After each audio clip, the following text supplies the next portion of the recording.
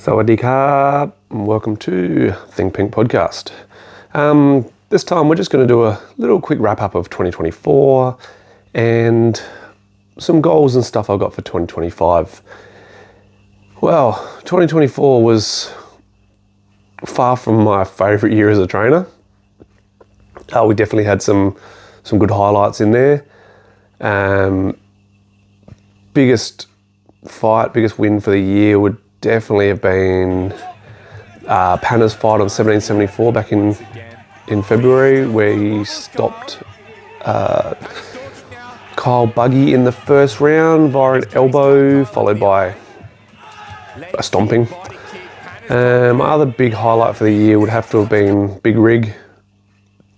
He jumped in Thailand when we were there, but pretty underprepared, but then did a proper fight prep and got through a full fight prep to fight on Pride. Fortunately, the fight didn't go our way with him getting knocked out in the fourth with a head kick, but proud as fuck for him to get through that fight prep. It was pretty hectic to ask after not doing a fight prep for 7 years. And he's done it and he's keen to continue, so that's really good. We had a few amateurs have some good performances. Another highlight, I suppose, for 2024 would be Brandon in the year having 9 or 8 or something, but within a 12-month period he had 11 fights. Not a lot of good performances in there, but the last performance showed that he could do it. And that was sort of my big takeaway from the year was if I'm seeing people who are training like they don't really want to be there, then to sort of pull the pin early and can fights. My big thing for 2025 is going to be cancelling amateur fights. So the guys are either pumped and they're going for it and they're training hard and all that sort of stuff, or they are just muddling their way through it and not really giving a fuck and looking miserable and acting like it's a chore when it's something they've chosen to do. If they're choosing to go down that path of whinging about it and not really putting in because it's something they have to do, fine, don't fight. It's that simple. We had 40 fights for the year, and I wouldn't care if we only had 10 this year. I'm sure we'll probably have more than that, but it's not a big priority for me now. So moving on to 2025, it's time to grow my business like I should have been a long time ago. It's, I'm using now this Glowfox app to manage the whole gym processes. Like everything is involved in that. Everything goes through the same app. And just this first week of using it, we're 2 days in now, and obviously the setup thing is hard and annoying and all that sort of stuff, especially being a tech-tard like me. But even just being in the gym last night and there only being one person in the gym who wasn't a member. So that then allows us to go, oh, they're not paying. So we sort it out. Life's so much easier. I've been losing a lot of money last year through this direct debit app I've been using. They changed platforms and everyone who's using it has no idea how the fuck it works. So going across to Glowfox now, I'm going to be able to see everything firsthand, where payments are coming and going and whatnot. So I'm really looking forward to seeing how this, at least gets me paid for the work we're doing. So my aim for this year is to be, not just giving people free training to run classes, but to also start paying absolutely everyone in the gym who's running classes.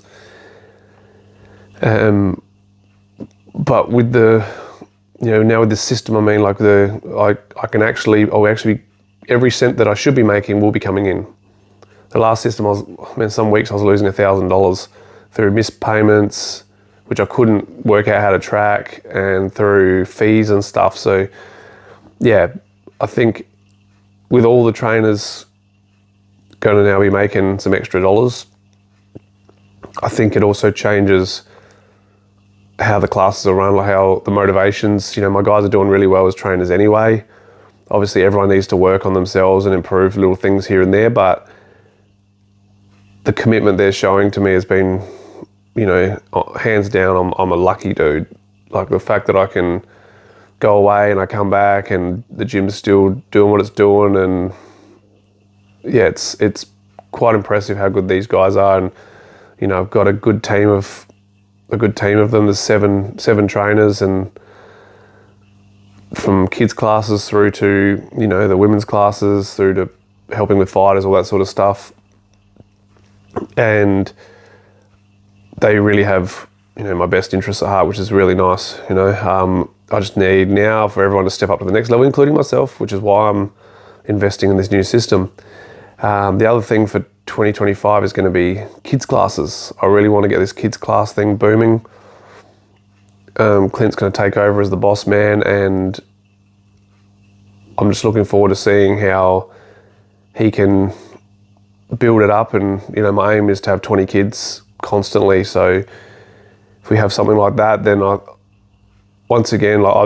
don't make a cent from kids classes. They cost me, if anything. So it'll be nice to see some dollars coming in for everyone, but also to see the motivations of kids, because they're surrounded in other kids that are pushing themselves. And we've got some kids who have graded, and they're going to be a higher ranking, so other kids are going to come in and have something to strive for. As for the fight team, as I said earlier, it's all about them proving themselves this year. I'm going to pull amateurs out. If it's a week before the fight, it's a week before the fight. As amateurs, I never whinge when someone pulls out anyway. Pulls out on us because, man, you're amateur. Who cares? Go on to the next one. If it's not here, then it'll be in Melbourne or something. So I'm probably not going to be traveling with the amateurs this year. If they're going to fight interstate, then they're probably going to be doing it off their own back, going over there. And obviously every now and then I wouldn't mind getting over to Muay Thai Vic and seeing everyone and stuff, but as a whole, I'd prefer for them to, if they fly there, then I can just get one of my mates to look after them in the corner. The people who really want experience are going to do that. The people who don't, won't. It's that simple. I am going to miss the camping trips on the way home, but it's also going to open up weekends that I have free that I can go camping with my family. So, which goes on to the next thing, I suppose, like with having a smaller fight team and, having everyone, trying to have more people fighting on the same show, I'm going to have more time with my family. More time with my family means, better mental game, and better mental game means everyone benefits from it, because I can be a scumbag. I can be a cunt. It's going to be a different year. If the guys are proving themselves and they're working hard, man, we could go on and have a lot of fights for the year. But I'm also happy if we don't. I really don't mind. I'm really not fussed at all. I just want to focus on people who are focusing on themselves, because it's about self-improvement. And that's my big thing from last year was, when people were asked that they should, to go and speak to a sports psychologist, or they need to work on particular things and they're not, that's just a green light for me to take a step back from it. Okay, then you're not wanting to do what's needed, then that's cool. That just gives me some free time now. So whether it be nutrition, sports psychologists, whether it be the extra 1% stuff, like smashing your finishing off stuff instead of just existing, showing up to your sprints each week, whatever it is, those things need to be shown. There's going to be no getting away with it. You don't do it, you get your fights canned. On a personal note, I think for me, I need to continue growing myself spiritually and stuff. I've spent a couple of years of really trying to focus on the gym, and I've let myself go a little bit. So this year there's going to be more time for meditation and stuff, which people will then see the benefits of that too, that I will be a better human to deal with. Outside of my gym's fighters, well, actually, let's get, we've got a few amateurs who did the fight team trials. There's 5 new guys in the team. 4 of them are talking about fighting. The other one just wants to be part of it. So we'll see, how far they go, how much they push themselves this year, and, I hope they're the change. But yeah, on to things outside of my own gym and my own fighters and stuff. I really am keen to, keep working for 1774 and doing the interview stuff, being as entertaining as I can as far as that goes. Some new outfits maybe and that kind of stuff, but I really want to help that promotion continue to grow. I might be 1% of that, but I really want to put in for my 1%. They're an amazing bunch of guys and they look after me, and if they will put themselves out to make sure that my guys get matched if I need a fight, because they know I have their best interests at heart too. Really good friends of mine, Aram and Greeny, great guys. It's a great promotion, and if you haven't got behind it yet, you should. I will continue to do my love and support for Rebellion. I haven't missed a Rebellion since November 2016, which was my first one I ever went to. Missed a couple of Roots, that's about it. I've missed the standalone Roots shows. I think I've been to one of those only. And that was because we had Jason and Ryan on. Jason got his first win on that card. The first ever standalone Roots card was when Jason got his first win. So yeah, I'll continue doing the Rebellion thing. As for other promotions, I'm offering my services out to do commentary, whether you want interview stuff done, whatever, media. I'm gonna, now that I'm really focusing on my media side of things with YouTube and stuff, I'm happy to be a part of any of that. I'm no longer going to be self-funding for this stuff though. I've self-funded a lot over the years to go to support shows and, do my bit for the sport. But now it's time for me to, get the rewards a little bit for the hard work I've put in. And I believe I have put in hard work over the last, especially 8 years since owning my gym. I think I've really put in to try and help grow the sport, especially locally on the SA scene. So yeah, anyone wanting my services with that, it doesn't have to be a person stuff, but flights and accommodation and some food money or something, and I'm there, I'm working. I'm keen as to do whatever it takes to grow the sport. So yeah, anyone can inbox me and acquire my services. The next thing would be continuing with the YouTube thing. Thank you to all you guys who have got behind me and helped get me to the first stage of monetization.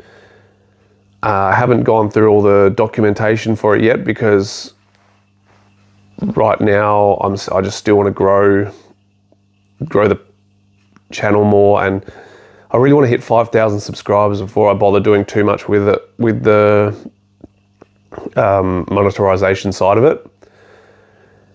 Reason being, the numbers of views and my numbers of views are down, like they're not very high.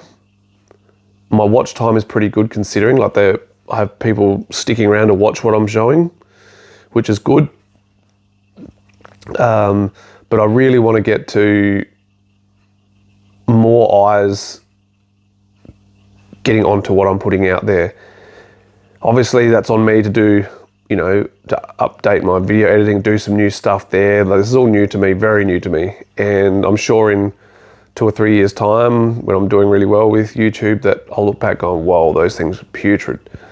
So yeah, any advice people can give me, if you can share my stuff, get it out there. I believe the more people seeing what I'm sharing, you know, the more people that can get helped by what I have to say. You know, I'm a big talker anyway, so I'm pretty keen to get this information out there. There's lots of good stuff in there. I'm going to be showing more of my old fights. Pretty much all of them that I've got on my computer, I'm going to be uploading in the next month or so. There's not many there. I don't have a lot of footage, but then I'm going to try and find all my old ones on VHS and get them put across onto computer, onto a USB as well, so I can put them up. Maybe even my first fight, which is horrendous. But yeah, really want to keep working on this YouTube thing. Any advice anyone can give me, any things that people want to see, whether it be technique drills or whatnot, subjects for my Think Pinks. You know, I really want to start working on building up this Think Pink thing to be a little bit more flashy, less just me sitting there in front of a screen, especially these solo ones. When I'm talking to someone, it's a little bit different, but when I'm sitting there solo, obviously you guys can get a little bit bored more easy. So yeah, any suggestions you've got, I really appreciate it. But yeah, I want to wish everyone a happy 2025. Set your goals, guys. Start chasing some goals. I've got mine written down and I'm ready to go. So I hope I'm part of your 2025, whether it be through social media or whether it be through, you know, personal meetings or social media chats or whatever it is. I'm here as an ambassador for the sport. That's, you know, that's kind of the way I look at my role in the sport. So any help anyone needs, let me know. But yeah, wishing everyone a happy 2025 and yeah, let's get this shit. Thanks very much, guys. Cop and Carp.